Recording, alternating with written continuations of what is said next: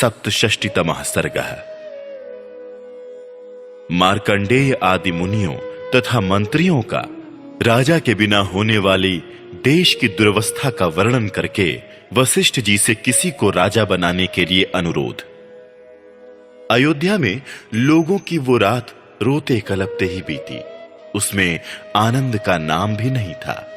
आंसुओं से सब लोगों के कंठ भरे हुए थे। दुख के कारण वह रात सबको बड़ी लंबी प्रतीत हुई थी। जब रात बीत गई और सूर्योदय हुआ, तब राज्य का प्रबंध करने वाले ब्राह्मण लोग एकत्र हो दरबार में आए। मार्कंडेय, मौद्गल्य, वामदेव, कश्यप, कात्यायन, गौतम और महायशस्वी जाबाली, ये सभी ब्राह्मण श्रेष्ठ राजपुरोहित वशिष्ठ जी के सामने बैठकर मंत्रियों के साथ अपनी अलग अलग राय देने लगे। वे बोले, पुत्र शोक से इन महाराज के स्वर्गवासी होने के कारण ये रात बड़े दुख से बीती है, जो हमारे लिए 100 वर्षों के समान प्रतीत हुई है। महाराज दशरथ स्वर्ग सिधारे, श्री रामचंद्र जी वन में रहने लगे और तेजस्वी लक्ष्मण भी श्री राम के साथ ही चले गए। शत्रुओं को संताप देने वाले दोनों भाई भरत और शत्रुघ्न केकई देश के रमणीय राजगृह में नाना के घर में निवास करते हैं। इक्ष्वाकुवंशी राजकुमारों में से किसी को आज ही यहां का राजा बनाया जाए, क्योंकि राजा के बिना हमारे इस राज्य का नाश हो जाएगा। जहां कोई राजा नहीं होता, ऐसे जनपद में विद्युन्मालाओं से अलंकृत महान गर्जन करने वाला मेघ पृथ्वी पर दिव्य जल की वर्षा नहीं करता है। जिस जनपद में कोई राजा नहीं, वहां के खेतों में मुट्ठी के मुट्ठी बीज नहीं बिखेरे जाते।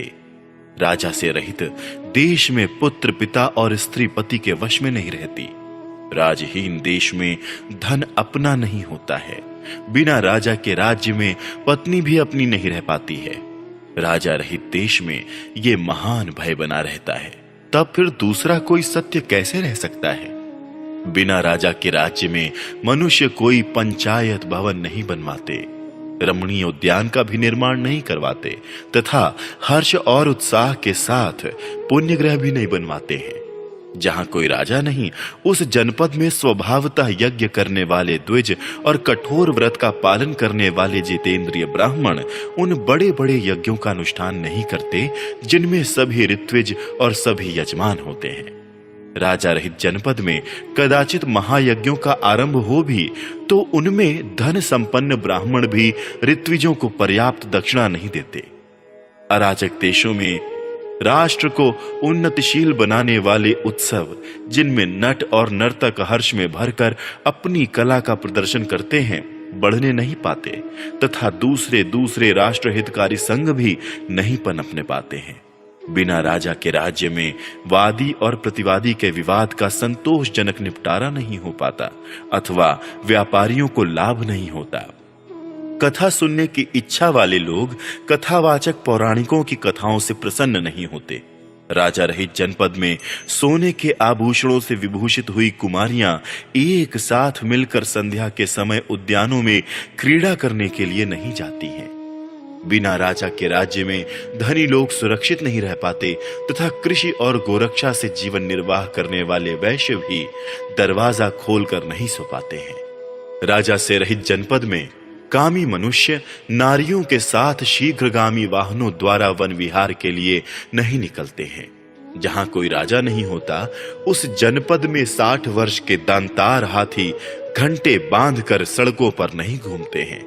बिना राजा के राज्य में धनुर्विद्या के अभ्यास काल में निरंतर लक्ष्य की ओर बाण चलाने वाले वीरों की प्रत्यंचा तथा करतल का शब्द नहीं सुनाई देता है। राजा से रहित जनपद में दूर जाकर व्यापार करने वाले वणिक बेचने की बहुत सी वस्तुएं साथ लेकर कुशल पूर्वक मार्ग तय नहीं कर पाते। जहां कोई राजा नहीं होता, उस जनपद में जहां संध्या हो वहीं डेरा डाल देने वाला, अपने अंतःकरण के द्वारा परमात्मा का ध्यान करने वाला और अकेला ही विचरने वाला जितेंद्रिय मुनि नहीं घूमता फिरता है। अराजक देशों में लोगों को अप्राप्त वस्तु की प्राप्ति और प्राप्त वस्तु की रक्षा नहीं हो पाती। राजा के न रहने पर सेना भी युद्ध में शत्रुओं का सामना नहीं करती। बिना राजा के राज्य में लोग वस्त्राभूषणों से विभूषित हो हृष्ट पुष्ट उत्तम घोड़ों तथा रथों द्वारा सहसा यात्रा नहीं करते हैं। राजा से रहित राज्य में शास्त्रों के विशिष्ट विद्वान मनुष्य वनों और उपवनों में शास्त्रों की व्याख्या करते हुए नहीं ठहर पाते हैं।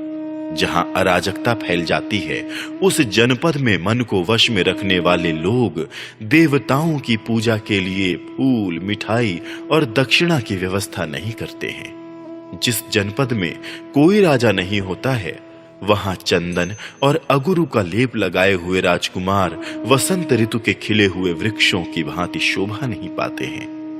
जैसे जल के बिना नदियां, घास के बिना वन और ग्वालों के बिना गौओं की शोभा नहीं होती, उसी प्रकार राजा के बिना राज्य शोभा नहीं पाता है। जैसे ध्वज रथ का ज्ञान कराता है और धूम अग्नि का बोधक होता है, उसी प्रकार राजकाज देखने वाले हम लोगों के अधिकार को प्रकाशित करने वाले जो महाराज थे वे यहां से देवलोक को चले गए। राजा के न रहने पर राज्य में किसी भी मनुष्य की कोई भी वस्तु अपनी नहीं रह जाती। जैसे मत्स्य एक दूसरे को खा जाते हैं, उसी प्रकार अराजक देश के लोग सदा एक दूसरे को खाते, लूटते, खसोटते रहते हैं। जो वेद शास्त्रों की तथा अपनी अपनी जाति के लिए नियत वर्णाश्रम की मर्यादा को भंग करने वाले नास्तिक मनुष्य पहले राजदंड से पीड़ित होकर दबे रहते थे, वे भी अब राजा के न रहने से निशंक होकर अपना प्रभुत्व प्रकट करेंगे। जैसे दृष्टि सदा ही शरीर के हित में प्रवृत्त रहती है, उसी प्रकार राजा राज्य के भीतर सत्य और धर्म का प्रवर्तक होता है।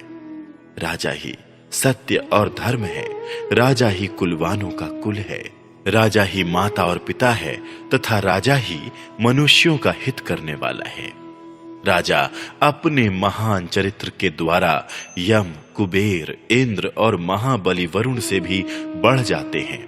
यदि संसार में भले बुरे का विभाग करने वाला राजा ना हो तो यह सारा जगत अंधकार से आच्छन्न सा हो जाए, कुछ भी सूझ ना पड़े।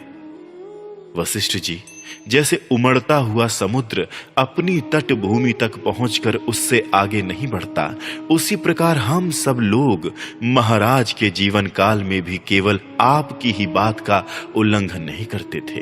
अतः विप्रवर, इस समय हमारे व्यवहार को देखकर तथा राजा के अभाव में जंगल बने हुए इस देश पर दृष्टिपात करके आप ही किसी इक्ष्वाकु वंशी राजकुमार को अथवा दूसरे किसी योग्य पुरुष को राजा के पद पर अभिषिक्त कीजिए। इस प्रकार श्री वाल्मीकि निर्मित आर्ष रामायण आदि काव्य के अयोध्या कांड में 67वां सर्ग पूरा हुआ।